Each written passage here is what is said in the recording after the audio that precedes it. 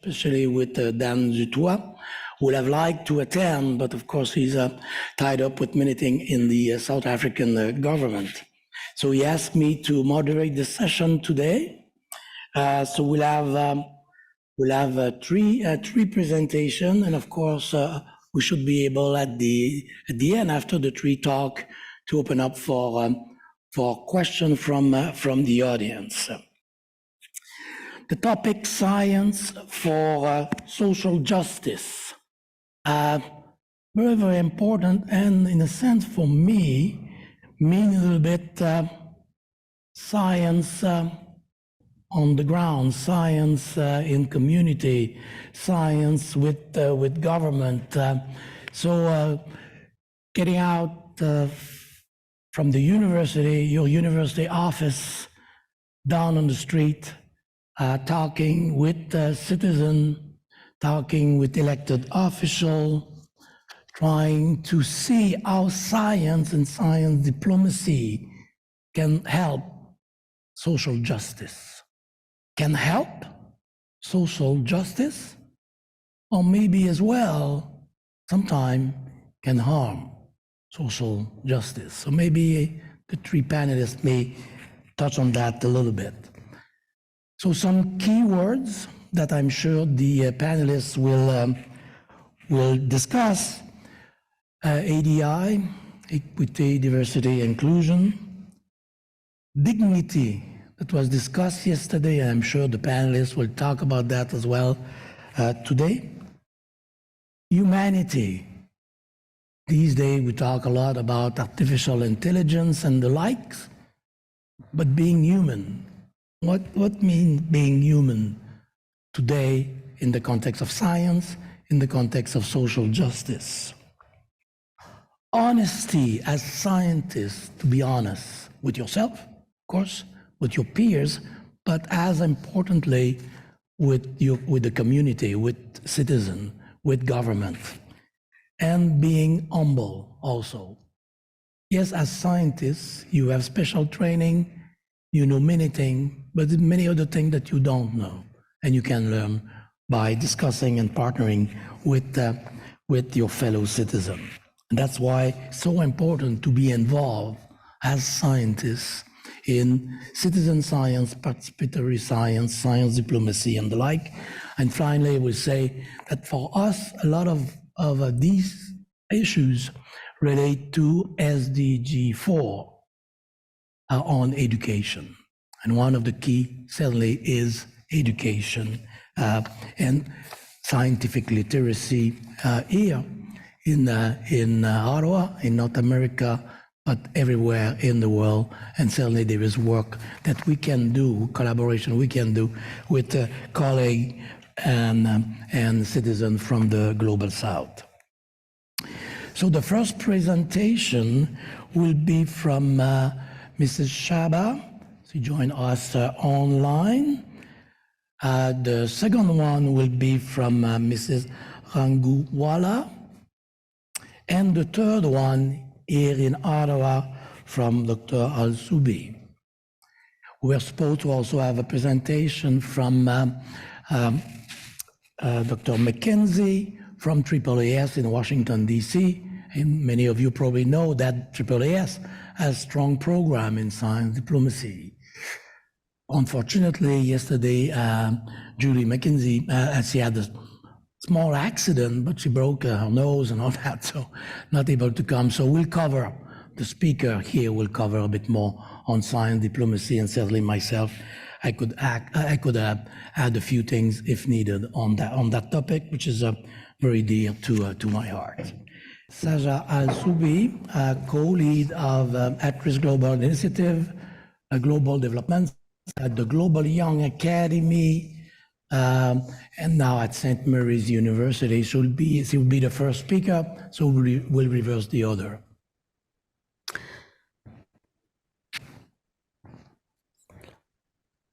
Okay. Good morning, everyone. It's such an honor, actually, to be with you today, and I'm sure that everyone, as I am, so pleased to be in such a huge, significant conference. So Thank you so much for the invitation.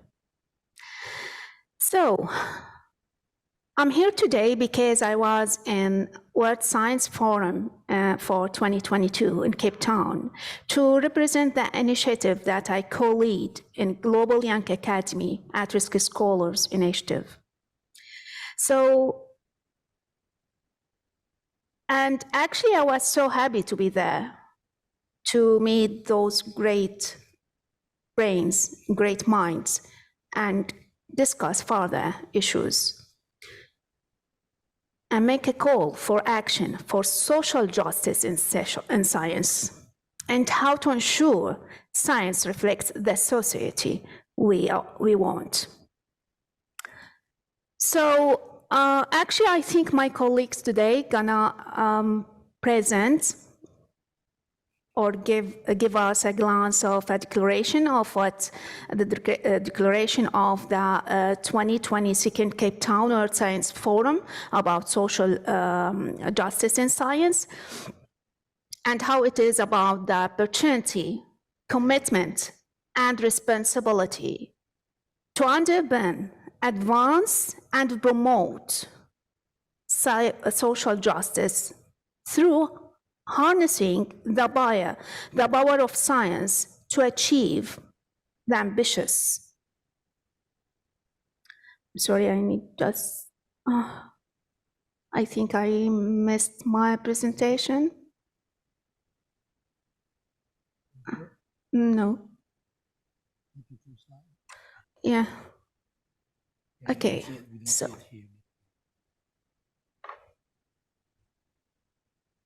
Okay, that was in World Science Forum 2022.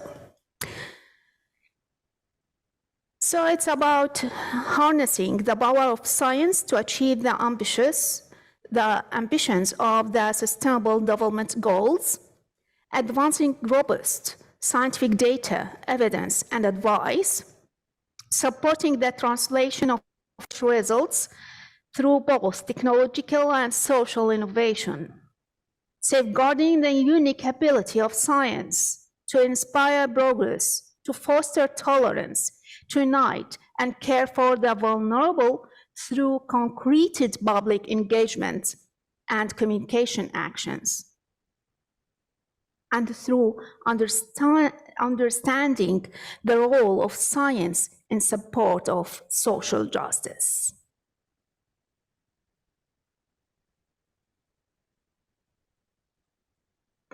Actually, as I'm a development economist, I believe that social justice is fundamentally integrated into economic justice. As a feminist, I fully believe that gender equality is one of the social justice principles, and it's very important, actually, pillar. As politics and forced displacement specialist, it's my passion to focus on human rights, diversity, integration, participation, and access to resources and livelihood access. In a conclusion, this combination is my theory about social justice, and this is the key for justice in science. To make people have the same opportunities in and access to science in the South and North, between men and women, science for white and black, for poor and rich, for citizens, indigenous, immigrants, and forced displaced people. Justice in science for the whole society. It's about freedom in thinking with saving dignity, identity, and lives.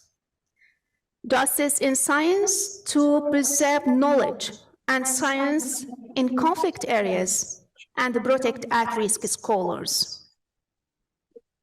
Social justice in science is for good education, for youth and children. It's about science for all, science for the future. And this is the vision of Global Young Academy, the organization that I represent. Actually, Global Young Academy, it's an organization to give the space for young scientists and researchers around the world without boundaries and borders, without restrictions and limitations, without bias and discrimination. To incubate those young researchers and scientists regardless their nationality, race, ethnicity, religion, beliefs, faith, and color. To build and enhance their capacities through identifying both opportunities and challenges early career researchers face around the globe, with a view to working with or improving them. To understand and improve the research environment for scientists around the world, including improvement of access to laboratories, equipment, and improvement of access to channels for dissemination of findings, as well as bridging the gap between low and middle, as well as high-income countries. To build and create the society that we believe in, the society that all people belong to. For that, Global Young Academy became the partner of choice for established science academies, science bodies and networks, and other national and international stakeholders as a representative of the young scientist's voice on various science and science policy matters. So moreover,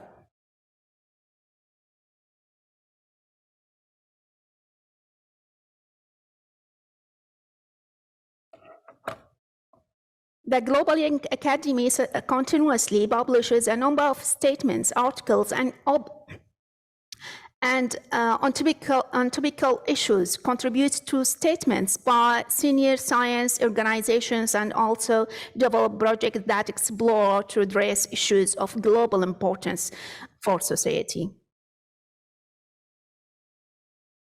And actually, for further social justice in science, and to help at-risk scholars, scientists, and researchers that had to flee their homes because of war, conflict, and torture, and other reasons and other war consequences. Here, Global Young Academy At-Risk Scholar Initiative, which needs collectively efforts to achieve our goals.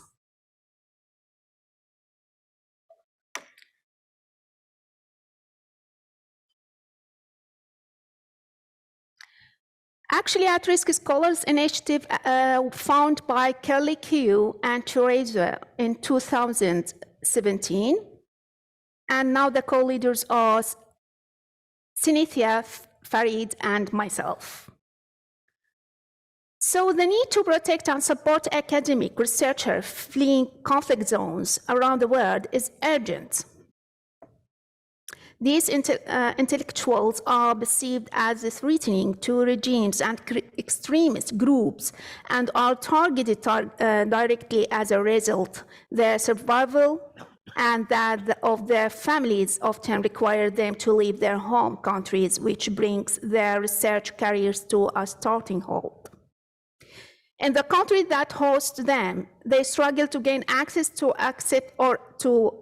acceptance within the professional networks needed to sustain their research careers. This demoralizing experience actually poses a serious threat to scientific discovery and undermine the rebuilding capacity of a country once the conflict or threat ends. So the initiative has two main aims, actually: to contribute to at-risk scholar reintegration to a scholarly work environment and support the development of researcher skills and connections relevant to their host countries, and to support exceptional early or mid-career at-risk scholars in developing countries in developing competitive membership applications to the Global Young Academy or national young academies.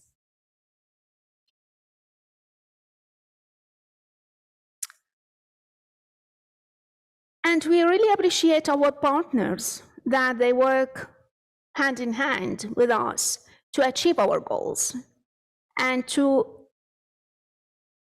make integration is accessible for those at-risk scholars, for those great minds, to prepare the environment to invest in this human capital and this value human capital and the knowledge they already have, and the knowledge that they can produce. So, for example, we have Scholars Q Fund, we have Scholars at Risk, Wolfson College, University of Oxford, CARA, Council for At-Risk Academic, and such. There are such important, actually, and high profile organizations and partners. So the outcomes of this collaboration is dominated in several matters. So mentoring and membership programs.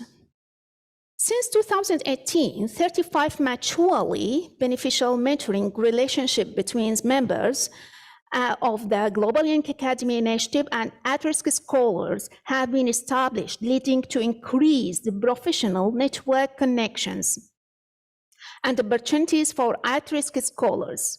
Currently, 17 active monitoring relationships are ongoing, and 18 have graduated from the program. Through our endorsements program, 5 at-risk scholars have been successfully selected as a new Global Young Academy members over 3 selections rounds from 2019 to 2021. Started as a pilot, the endorsement program has now been made as a permanent membership pathway to facilitate at-risk scholars membership in the Global Young Academy. And just quick note that mentorship programming registration is open now, and the deadline is going to be in 1 week.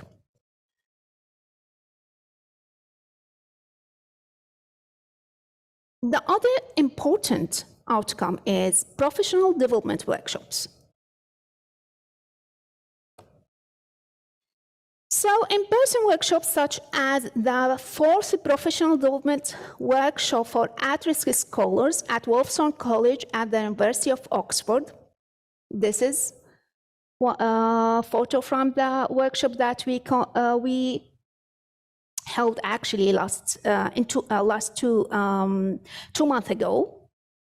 This ongoing collaboration also involving support from the UK Young Academy and the Young Academy of Scotland is an example of how practical career support for early career at-risk scholars can be transforming. So the workshop constantly actually receives positive feedback with particular reference to the networking aspect and increased confidence and understanding of the academic landscape in the UK. So one of the feedback that I got it from one of the attendees of this workshop in September. You gave a hope to a live body but dead soul. The lady, she told me that she's a PhD candidate in medical science, and she's a distinguished scholar. But until she arrived UK, she started thinking about her future, but still she is suffering a lot, and she has been facing challenges being scientist in exile. And here we need your effort, actually, each individual effort here, institutional and personal efforts.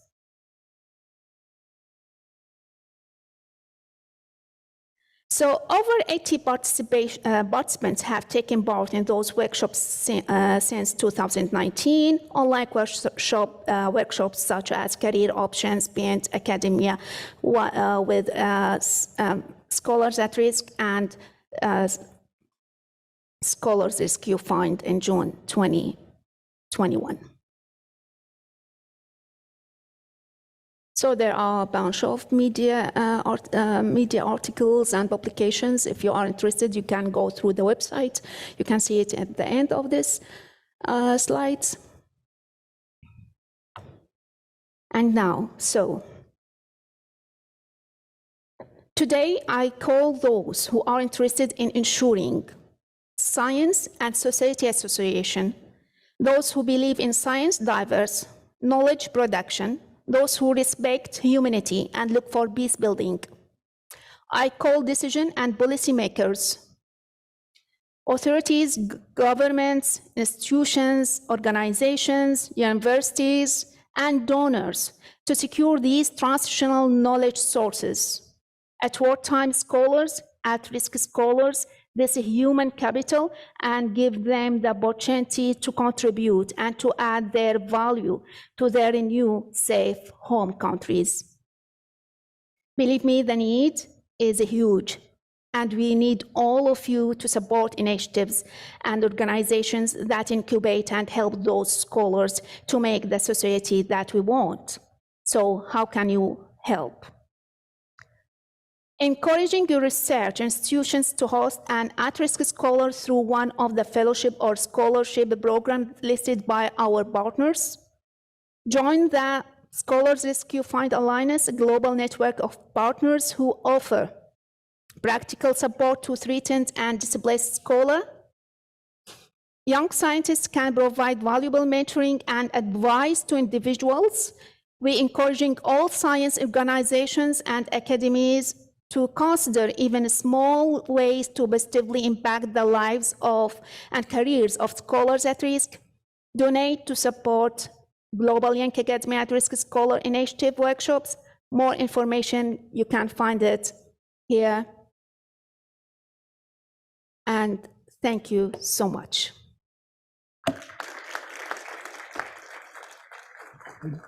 Thank you very much. Thank you, Saja, for your talk, for your presentation. Always impressive to see what the network of Global Young Academy can accomplish, the impact that they have globally as well as locally. Quite amazing. And maybe just for information, the younger one in the room, if you want to be involved with the Global Young Academy, of course, it's most welcome. But now also the GYA are part of a network advising the Secretary General of the UN on various matters related to science. So certainly good link, having good link with GYA. The GYA is very, very important these days. So hopefully we'll be able to reconnect with South Africa, and very pleased to have Mpimpi Shaba from DSI in South Africa that will talk about the World Science Forum, basically Science for Social Justice, the kind of agreement that we had there and how to move that forward over the next few years. Mrs. Shaba. Thank you so much. Good morning. It's good afternoon, good evening here in South Africa. We are so delighted to be joining this conference. I personally wish I was there in person, but I unfortunately could not travel to Ottawa. So we held a very successful World Science Forum in December 2022, the first ever to be hosted on the African continent. We had almost 3,000 delegates, 2,000 of which were in person. And altogether, they represented a total of 89 countries. I'm going to go through a number of slides. If you bear with me, I'll move quite quickly, but I will explain why we needed to focus on science for social justice when hosting the first such conference in Africa. So I'll give a little bit of the South African context, the Cape Town Declaration, and some of the legacy initiatives that we are taking forward since December last year. So this is not a very good picture, but it depicts the South African triple challenge: unemployment, poverty, and inequality.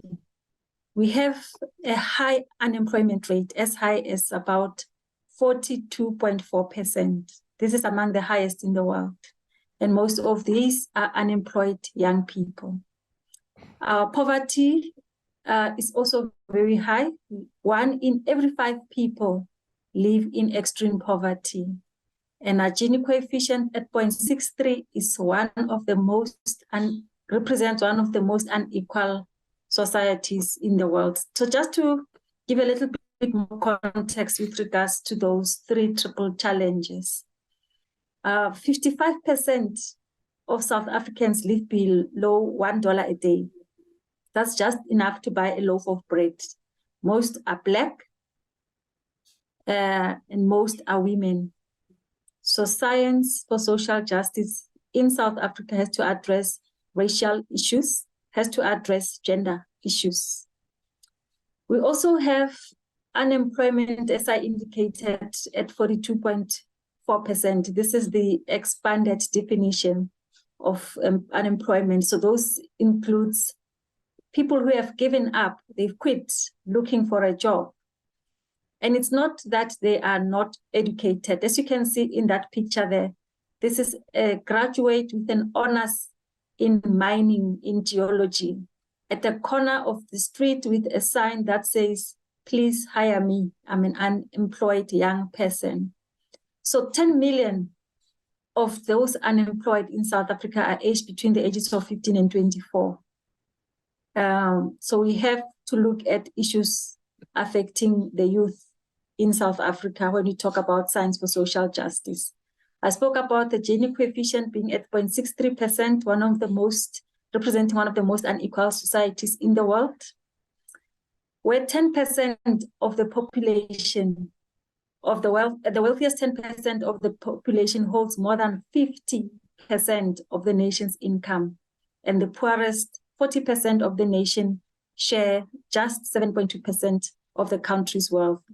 So this is a dire situation for South Africa, and it's important, therefore, that as we address social challenges through science, we are deliberate, unapologetic, use all possible avenues, measure progress on a year-to-year basis, address challenges that are not met, where targets are not met, and we need to be creative as we use science to address social justice. So I just wanted to paint that picture, which also explains the choice of the thematic areas for the science conference, for the World Science Conference. It's not that South Africa does poorly when it comes to innovation. If you can look at the statistics from the WIPO Global Innovation Index report of 2023, within the African region, sub-Saharan region, South Africa is rated as the most innovative in Sub-Sahara. Within the upper middle income group, it's among the top 10. So quite an innovative country when you use the different innovation performance indicators. South Africa heads the region in knowledge and technological outputs.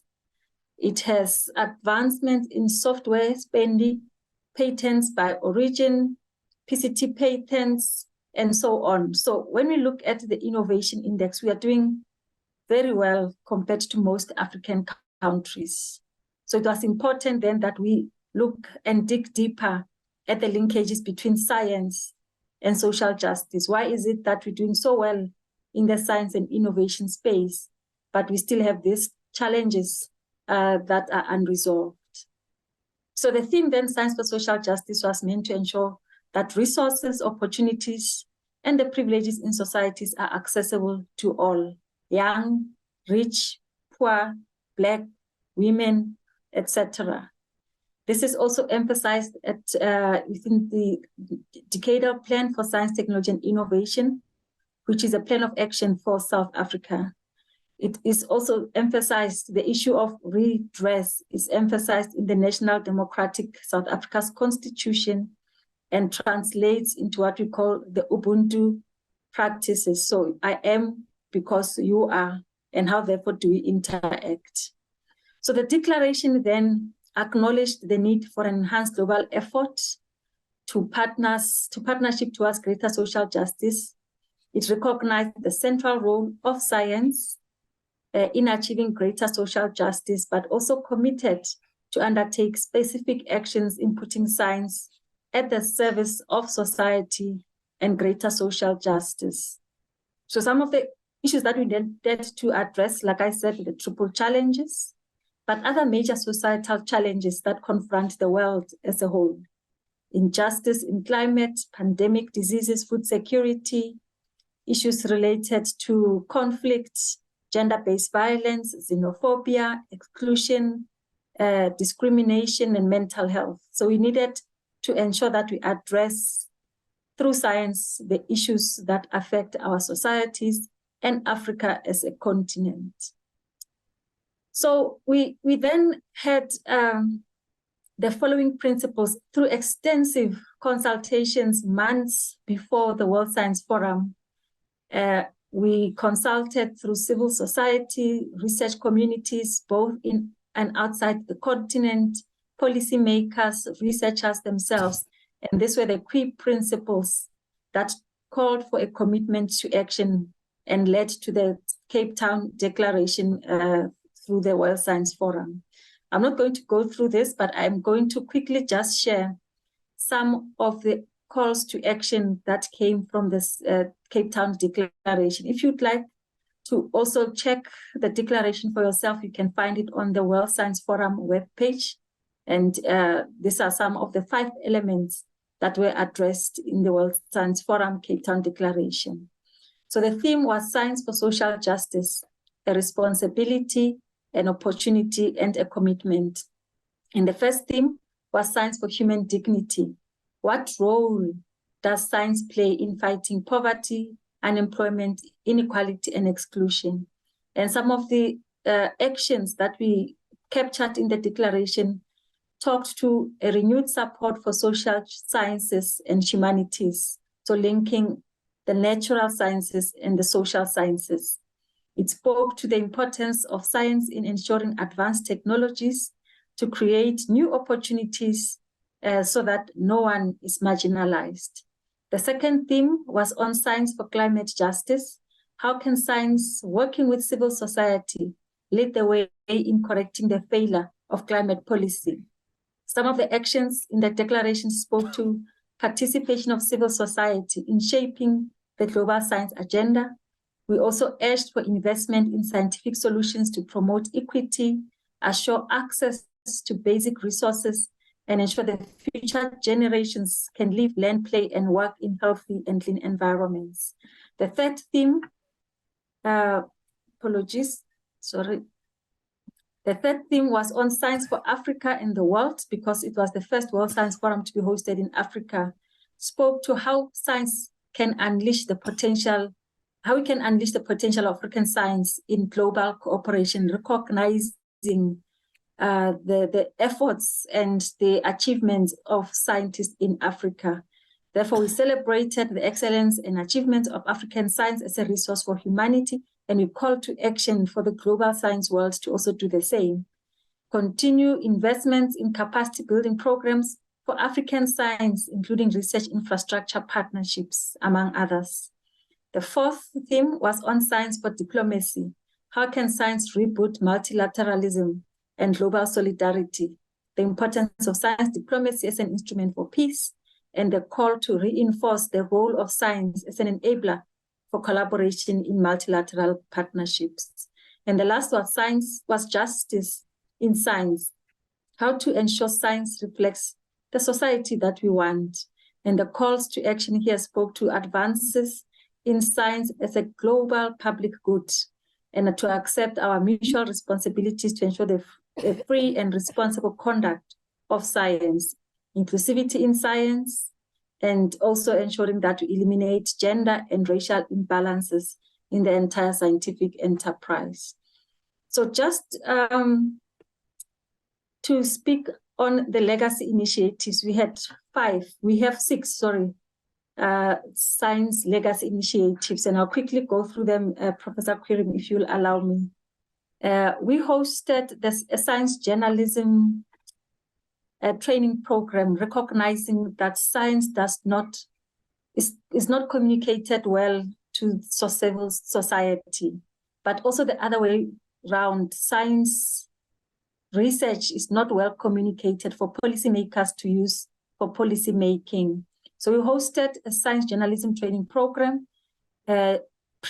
the World Science Forum in December last year in partnership with UNESCO, the Southern African Development Community, the World Federation of Science Journalism, and the South African Science Journalism Association. And this recommendation was taken to the SADC Ministers of Science in June this year, where they recommended for an annual capacity building training workshop for science communication in Southern Africa. As a result, we will host another science journalism training program just before the South African Science Forum, which will take place in 2 weeks from now. But we will also be hosting as South Africa the World Conference on Science Journalism in 2025. The second legacy initiative, because we also had a Youth in Science program where a number of young science graduates spoke to the minister and the deputy minister about their concerns. A lot of them indicated that they need international experiential learning. So those graduating from TVET colleges, for them to graduate, need experiential learning. And in partnership with our Sector for Education Training Authority, we are establishing a program that allows technicians, artisans within the water and energy sector to get experiential learning through international partnerships. We've also hosted already a number of youth in STEM boot camps. The first, of course, was on the margins of the Science Forum in December last year, but we've since partnered with UN Women, with the International Telecommunications Union and other partners, as you can see there. Apologies for all of those acronyms, where we go out to the most rural communities and teach them coding and robotics, and Siemens provides a laptop for each learner to keep for life as a way of enabling access to digital technologies. We've also started a movement to launch an African platform for science advisors in partnership with the African Union and INGSA, so that we provide enabling environment, a platform for ministers of science in Africa to get sound science evidence, technical advice in policy making. And we've also been active in the G20 Chief Advisors engagements, which also will support the launch of this platform. Dr. Saja Al-Zuzi also spoke about the Global Young Academy, and we'd really like to partner with you, Madam, when you spoke about scholars at risk and scholar rescue funds. We'd like to look at how we can support the establishment of an African chapter, the Global Young Academy African chapter, so that we can support early researchers within the continent, so that they're able to fully and actively participate in crucial science research. And of course, when we look at the intersection between science and social and sciences and the humanities, we've also just established a program called Mentalities, where a platform meant for providing a safe space for young men and boys to really speak to the issues that cause domestic violence, mental health, can be openly and freely addressed. So this is a partnership with 26 universities in South Africa, in partnership with our Department of Higher Education and Training. And this is now ongoing and fully funded by the department. I'm not going to go through everything, but a number of these bullets in this slide talk about how we're trying to address issues related to social transformation as well.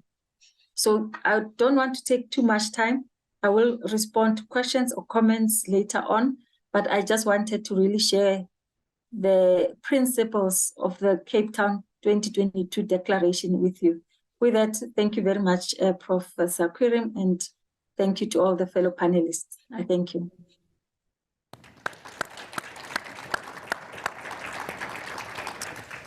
Thank you very much, Mrs. Shaba. I think gave us an excellent summary of the discussion last December in Cape Town, a very ambitious agenda, and we'll all work together to make sure that it will happen. Just a little note here, and talk about a network of science advisor in Africa. So, and there is collaboration there, as was mentioned on the slide, with INGSA And the next big meeting of INCSA will be for the first time in the Global South. It will be in Kigali, May 1st and 2nd, 2024. So you're all welcome there. Contact us if you want more information. And hopefully we'll be able to discuss about progress, about the Cape Town Declaration at the Kigali meeting next May. So now we go on to the third presenter for this morning, Mrs. Rangubala from the Groundwork. Most welcome. Thank you so much. I hope everyone can hear me. Okay. So I participated at World Science Forum last year in Cape Town on the discussion of science for climate justice, especially regarding the question about how science working with civil society can lead the way in correcting the failure of climate policy. So we had quite a nice, diverse panel. We had someone from the Presidential Climate Commission, which is a commission set up by the presidency in South Africa to address climate change, specifically also the just transition in South Africa, otherwise known as the just energy transition. But I think it's more than just energy that we're trying to transition from. We also had the editor of Nature, we had a professor, we had a political scientist. So, this had a really lively debate, and we had lots of lively questions from it. So when we address the failures of policy, we also realize that the failures of policy also include the problem of carbon tunnel vision, because it's not just about your carbon footprint. The 1.5 degrees is we do need the 1.5 to survive. But beyond that, we need to look at things like biodiversity loss and the role of biodiversity loss in pandemics and future pandemics. They also call a lot of things syndemics as well because of the systems approach. And we realize that there's definitely multidisciplinary collaboration that's just lacking on a policy level, but also on a scientific level. And because science and evidence needs to influence policy, or should I say inform policy, there definitely was an emphasis on the importance of interdisciplinary solidarity, between your hard sciences, your medical sciences, your natural sciences, economic sciences, that type of interdisciplinary solidarity. But we also unpacked indigenous knowledge systems. And when we speak about indigenous knowledge systems, we talk about it being spoken as a side and not as part of the scientific process and not as part of scientific knowledge as a body. So this is quite an important one that we're looking at indigenous knowledge systems, and also valuing lived experience and other forms of evidence when we talk about science. Now, within science and the research process, we also talk about self-determination and having citizens participate in scientific research themselves and not just be seen as participants of research. So having that autonomy and having that ownership, I use examples of the bucket system to determine air quality, to actually measure pollution. And this was done in the US in 1999. And later on in South Africa, the civil society organization I work for, Groundwork, introduced it to communities living near heavily polluted areas or heavily polluted industries in South Africa. And they actually use the bucket system to collect evidence of pollution. And it's quite fairly accurate with this bucket system. This was used, I think, so it was used in the US at that time, and then lots of other civil society organizations started adopting it. That's just the role of what type of evidence is needed to change policy. And we talk about application and real world and public interest science beyond just having scientific research being published in a journal, never to be interpreted by anyone else, and just being, so what about open science? So open science was also spoken about in the role of publications in open science, because that is what involves policy making, is when science is open for everybody.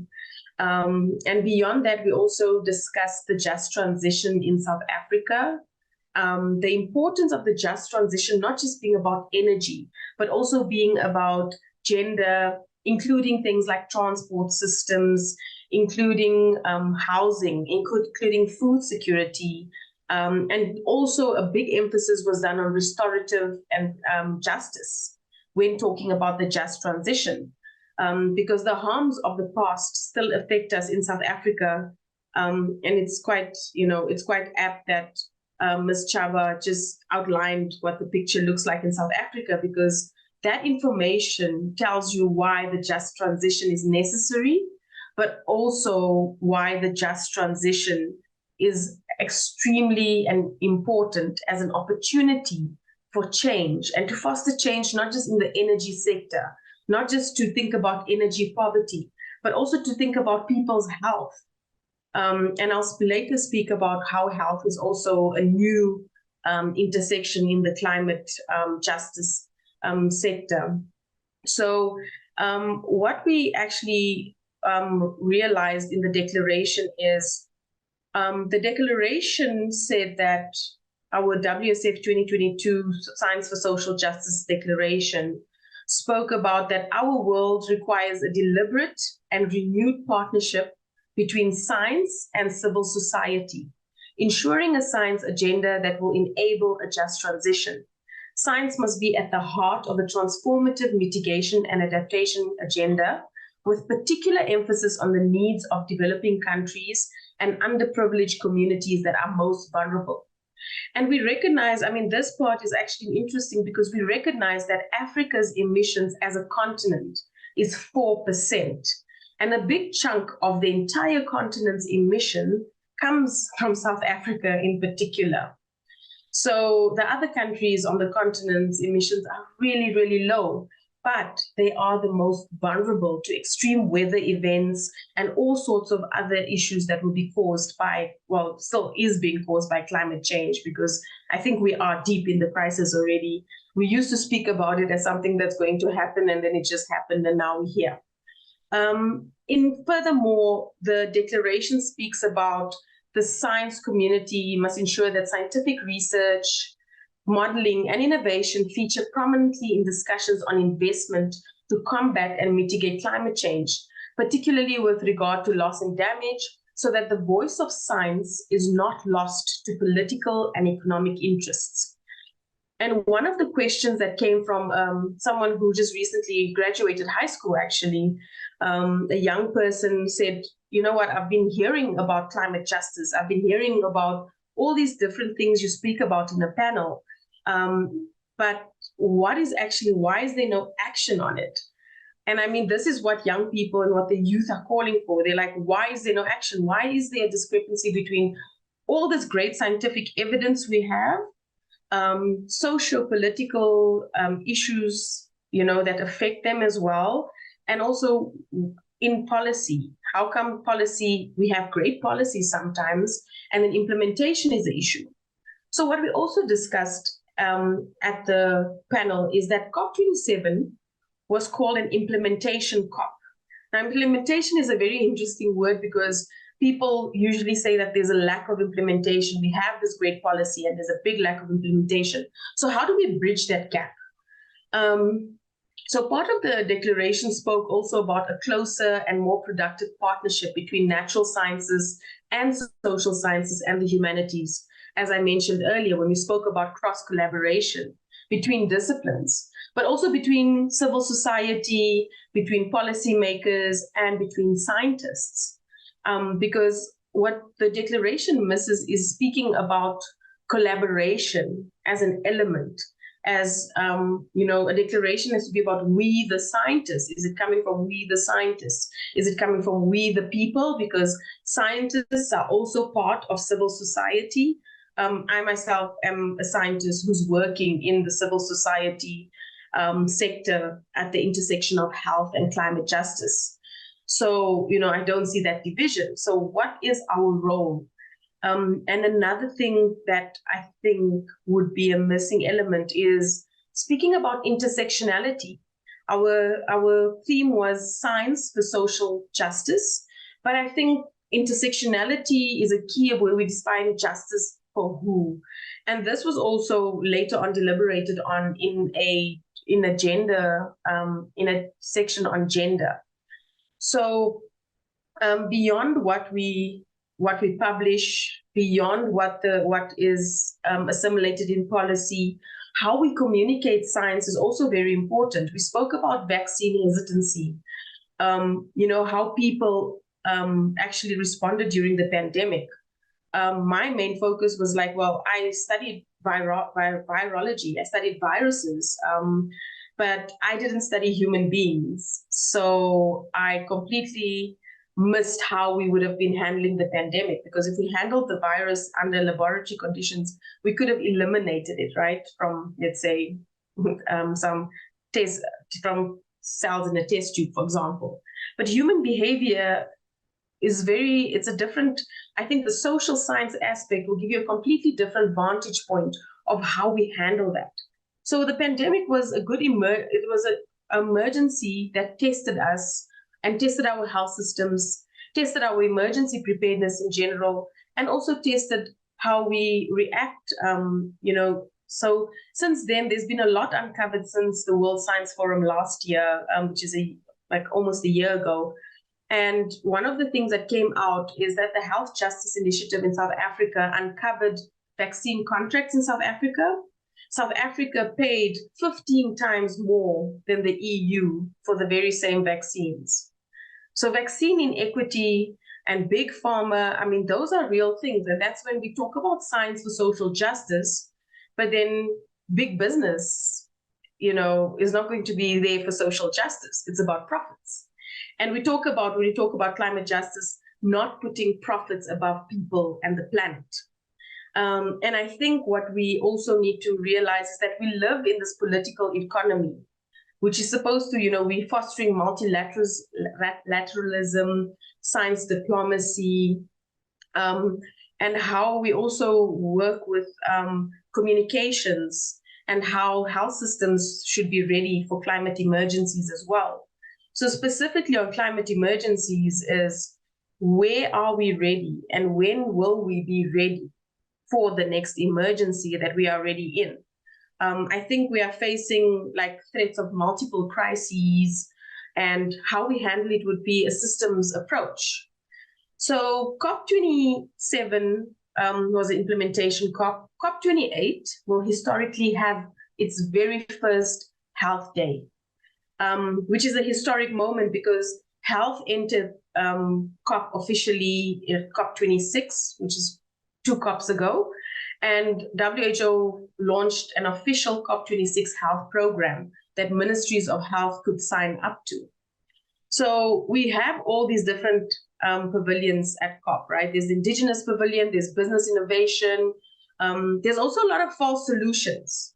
And that's where scientists need to come in, and social scientists need to work with scientists, because false solutions mean it affects communities. I think I don't know if anyone has been following what has been happening in Congo. A lot of our electronics and the supplies and raw materials from our electronics and even our green technology, that raw material comes from Congo, and how it is obtained, includes a lot of human rights violations. And when we're speaking of human rights violations, there's just a lot of that happening right now globally. So Congo is bleeding, for us to have technology, and that is a consideration we need to think about as scientists, especially if we say we're looking at science for social justice specifically. So at COP, we'll have its first health day, and I think health is so imperative because our health, there's now, the long COVID research is currently being researched because it's new. But we also are suffering from trauma from multiple pandemics and global crises. And you spoke about mental health, Mampe, which is really very important for climate, because a lot of youth have climate anxiety about where the future will lead. And the cost of living crisis past the pandemic is also something we need to consider in the just transition. We spoke about jobs in the just transition. Unemployment in South Africa is at an all-time high. But at the same time, what are decent wages? Can people actually afford to live? Or, are people just working? So we need to think about decent work in terms of how much people are earning. And we need our health to come first. I mean, I'm not saying this because I'm working in the health sector specifically, but health is so important. I mean, we see how a collapse of a hospital, means that there'll be more deaths of people and people will die. When there is no electricity, hospitals cannot function. So the health community needs to speak beyond just the health community. We need to look at food security. We need to look at energy poverty. We need to look at youth. We need to look at education. We need to look at gender in a more meaningful way. And it's really important that we take that feminist eco-care approach to how we want to build the society that we want. So I believe that scientists, I'll just wrap up in a few. I believe that scientists play a very important role in society because even though there is an anti-science narrative that has been building and that we saw quite prevalent during the pandemic from a lot of countries, with lots of access, right, to things like vaccines. And we need to be very vigilant as scientists on how our research has impact. Who do we collaborate with? What problems are we trying to solve when we're doing research? Because our body of knowledge is vast. We have a lot of knowledge, but how do we make sense of that knowledge? How do we create meaning out of that knowledge? And how do we ensure that our science is actually contributing to social justice and not increasing inequities, increasing inequalities, and threatening global security, which is a very big consideration considering the times right now. So just in closing, our panel for Science for Climate Justice, we addressed quite a few policies, and I think we could have gone on about talking more about what else we could do and what else we can do. But I think it starts from all levels, and not looking at we have to, they said, put pressure on politicians. But who's the best person to put pressure on politicians than a scientist with evidence, right? And as a trusted voice, I think scientists should leverage on that while people still trust science, even though there's a history of bias, there's vested interest. But as a trusted voice, I think we can still make a difference for science and social justice. And I'm hoping to see more collaborative efforts from civil society and scientists, as funders are requiring those type of collaborations already, which is great. That is really great news, because we need research with impact now more than ever. Thank you very much. I'll hand over back to the chair.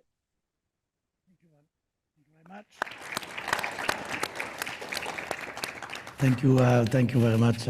These are very, very interesting point that you raise. So we have about say 20 minutes for questions. So think about your question that you would like to ask to the three speakers. Maybe a few keywords from me after the three talk. I think the three speakers, in a sense, there's a call for action there. We need to do things. We cannot remain silent as scientists. We need to work with civil society. We need to work together. We need to work in team, very, very interdisciplinary type of team, social scientists, with chemists, with a medical doctor, with citizen. So to have this type of very, very multidisciplinary team, very, very important. Have to be very, very fair with everyone in our society, everyone in science, very, very important.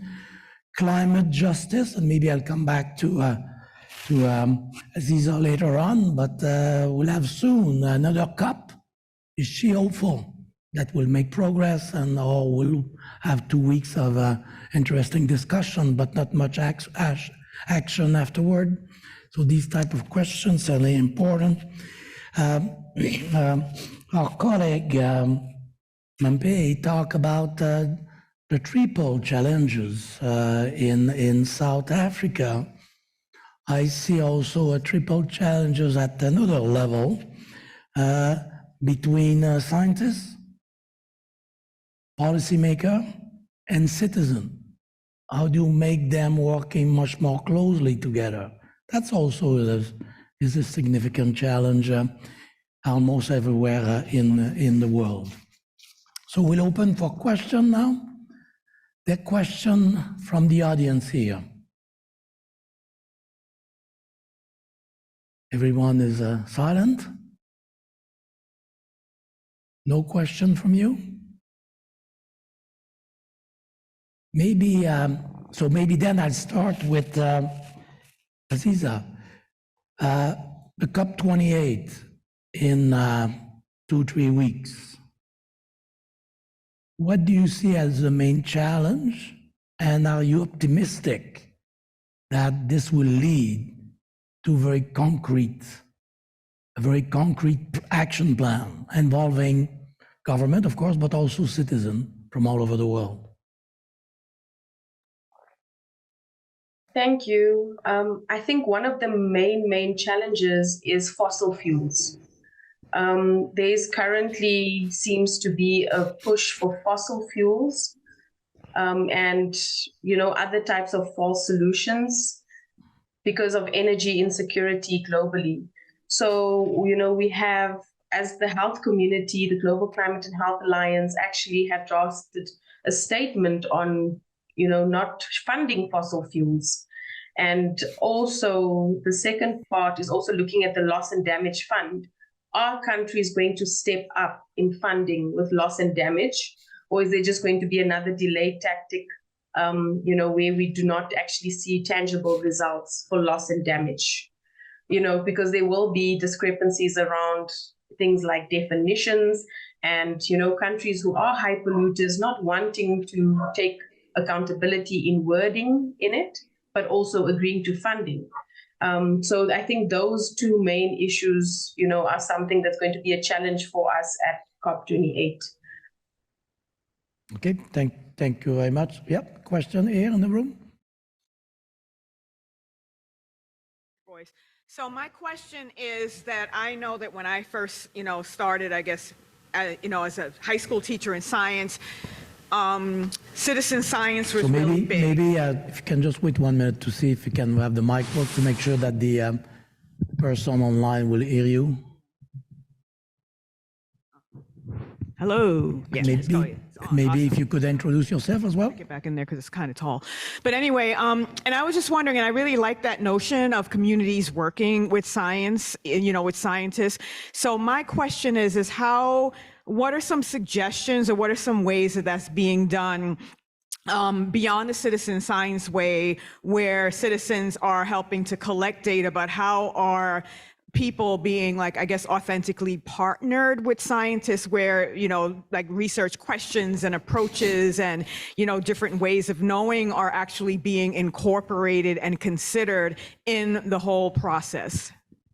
Thank you very much. A great question. Who would like to tackle that? You want to give it a try? Okay, thank you.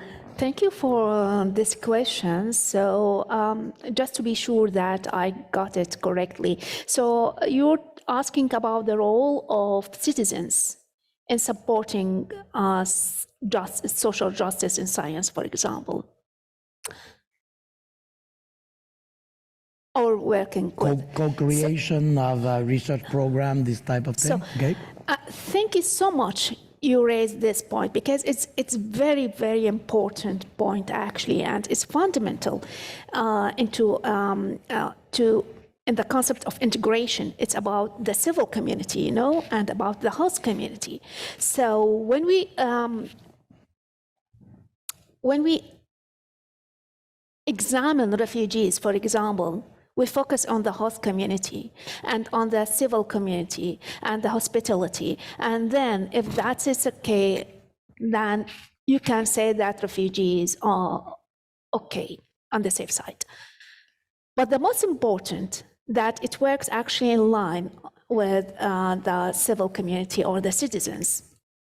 its authorities and government.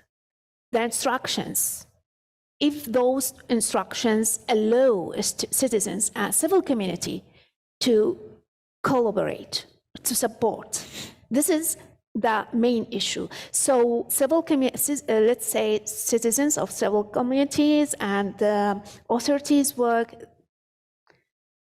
theory, or it should be, they should work on the same line just to support together, because we can't ignore the role of civil community or the citizens, but if they don't have the power to support, if they don't have, for example, the financial sources, if they don't have the access, if they don't have the sources, or they don't have the whatever, any kind of source or aid, so how can I help? So, but they're willing to help. It's very important, and this is different from context to another. So, in some countries, if we talk about in general, it's about the citizens' help in general. So it works perfectly, I think, or I guess so. But for example, if you go to forced migration or forced displacement, you can see that it's really limited because of many issues, because of, I always say it's a combination, it's a complex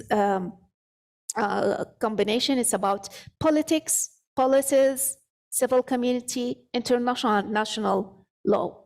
So all of those together, they give the power to citizens to help. Yeah, Good. I hope this is clear here. Thank Maybe you. could go online with Mrs. Chapa. Are they still there? Yes, thank you very much for that very important question.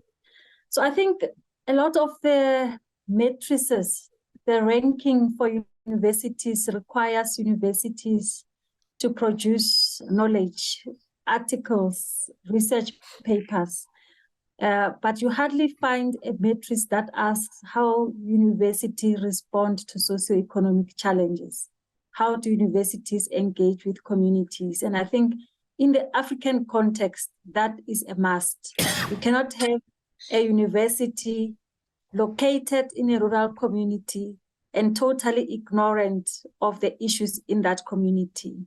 So we have started an alliance called the African Alliance of Entrepreneurial Universities in partnership with the United Nations Economic Commission for Africa to address societal challenges.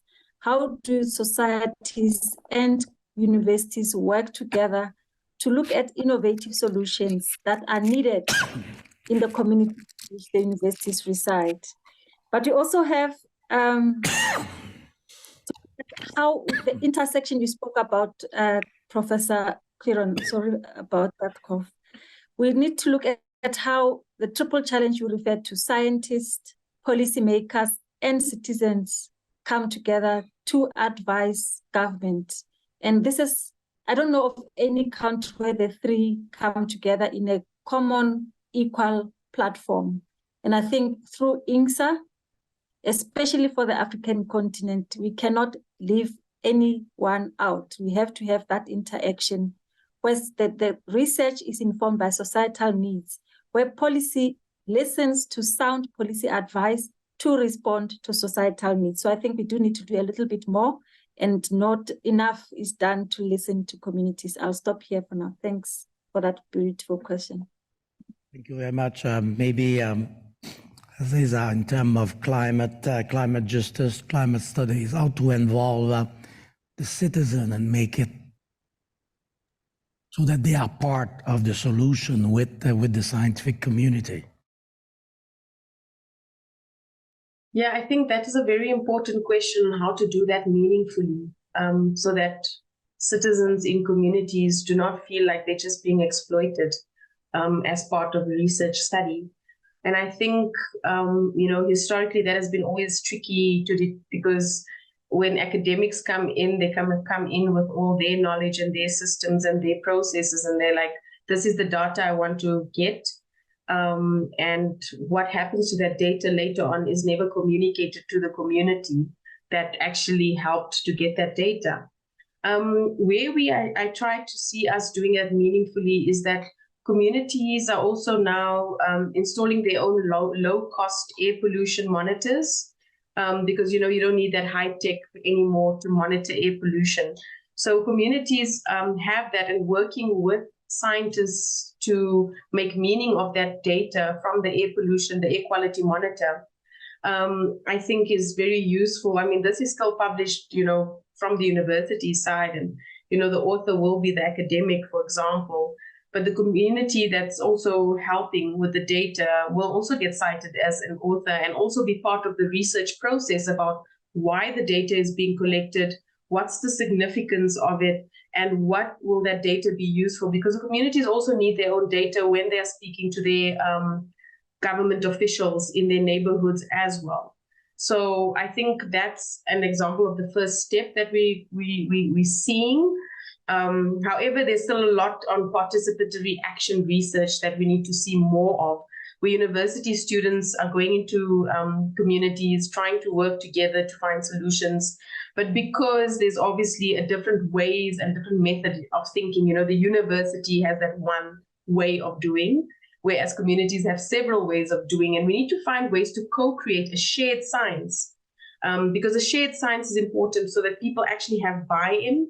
I think Ms. Chaba said it well, that nothing for us without us.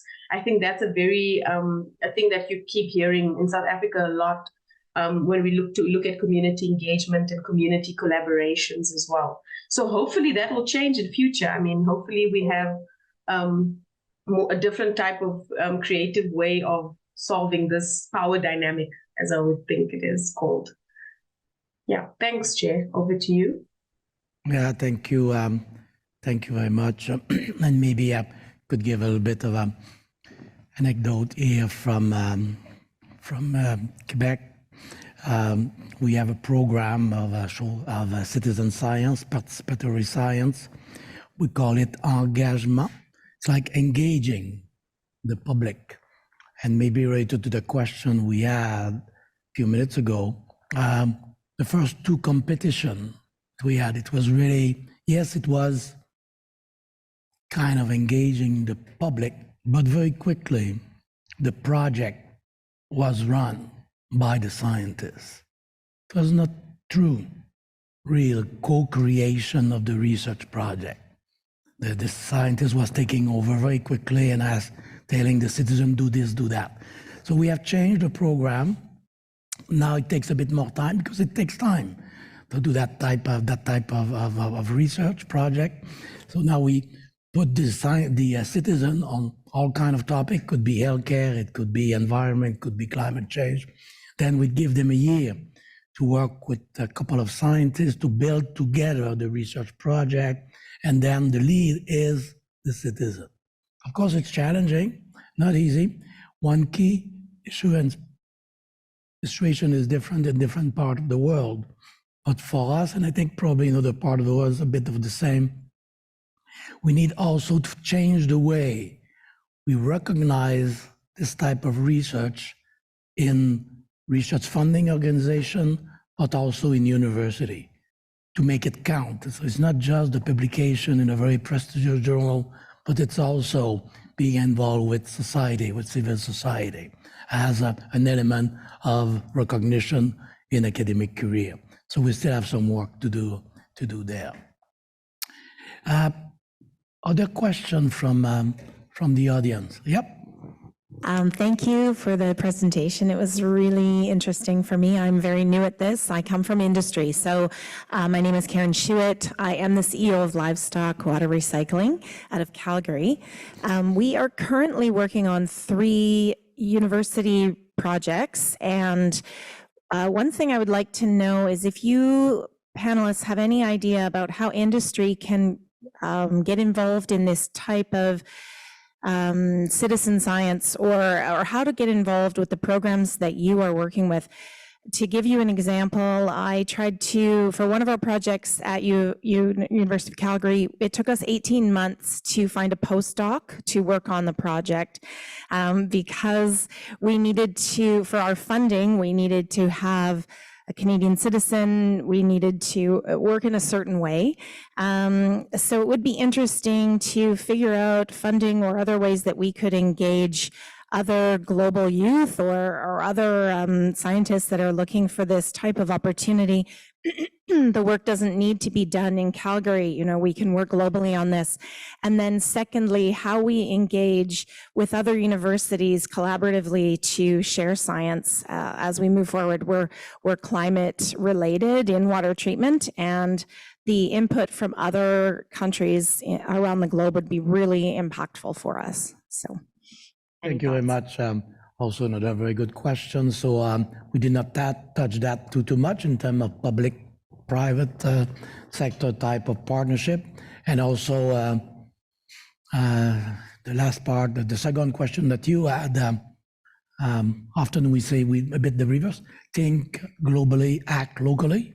In your sense, you have your local project, but of course climate change is all over the world. So maybe the colleague online, and then I'll come back to in Ottawa. Colleague online, who would like to start? Chiba. Yes, thank you very much for that question. I think if we had more representatives from the private sector calling for partnerships, the world would be a better place.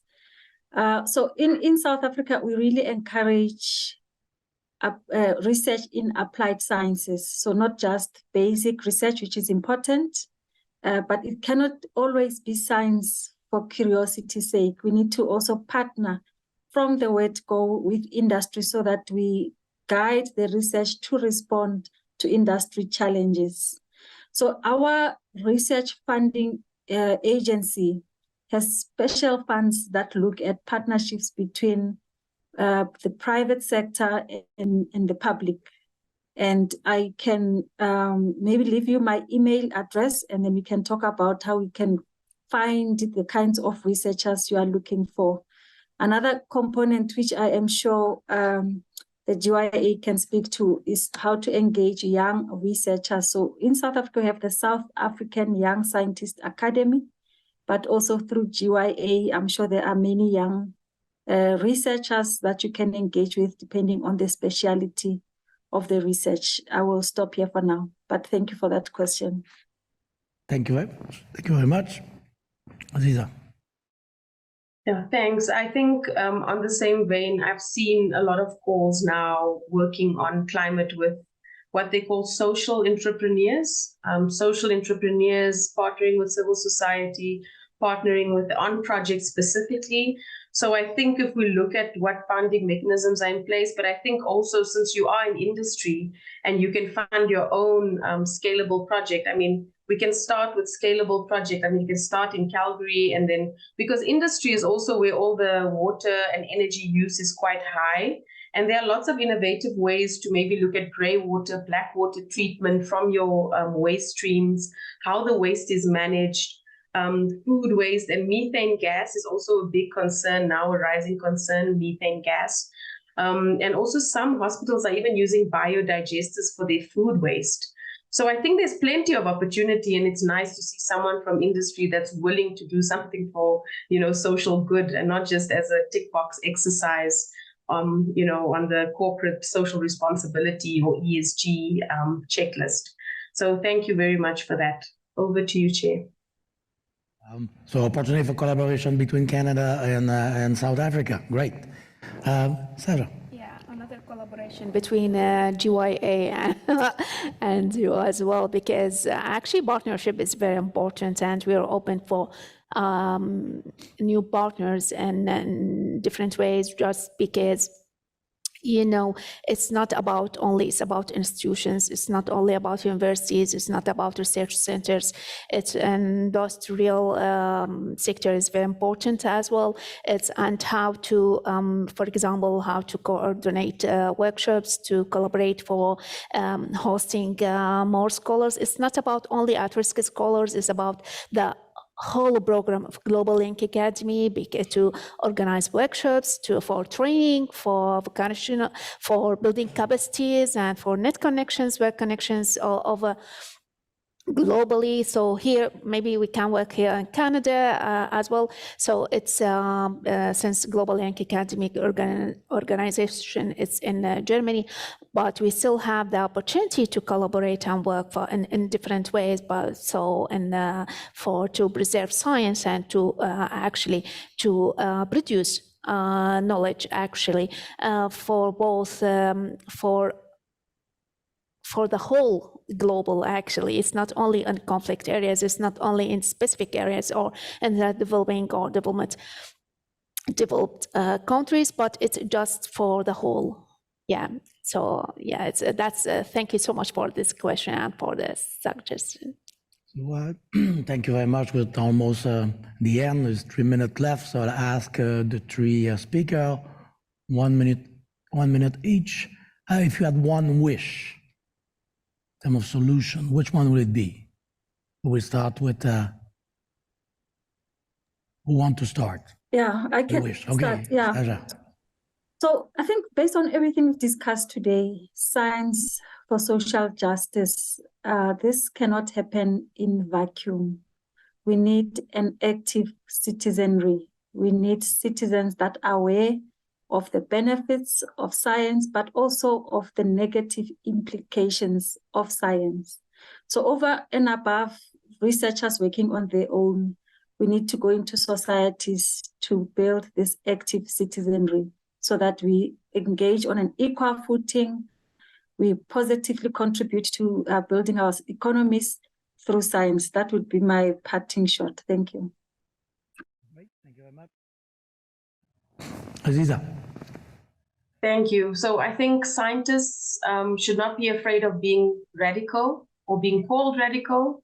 It's about knowledge, and knowledge is power if we use it for the greater good. And the greater good is social justice, and social justice for everyone. So let's just embody those values of do no harm. Thank you. Thank you very much. Great as well. Sarah. Thank you. So actually, there are many sub objects that I wanted to that I wish we can talk about. But let's summarize this in 3 words. It's peace, good education for children, and gender equality. So just building bridges between peace, science, and societies, prevent conflict, building peace, and establishing for sustainable development.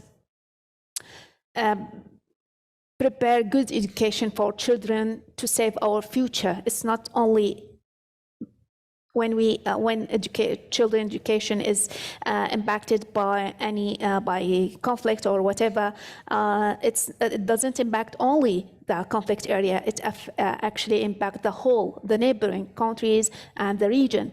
And it's about the role of women in peace building and the role of women. I work with the United Nations for Women in New York about the policy of brief of women role in conflict prevention. And it's amazing to think or to consider actually the role of women to build a peace over the world, and to believe and achieve gender equality in all aspects. Yep. Thank you very much. So thank you to all the three speakers. Thanks for the audience. In closing, science for social justice. Some of the key words today, certainly education. I agree with that. Also, I mentioned the SDG 4. But what we need most is you, for you in the room, for you online, to be involved, to start working very hard, to be ambitious, talk with civil society and with the local leader, local government. Very, very important. And if we all work together, we'll be able to make progress on huge challenges like climate justice, and also the next pandemic to do it better than the last time around. Thank you very much, and have a good day to you all. In South Africa, the day is almost over, but here in Canada, still just noontime. Thank you very much. Merci beaucoup. Thank you. Thank you.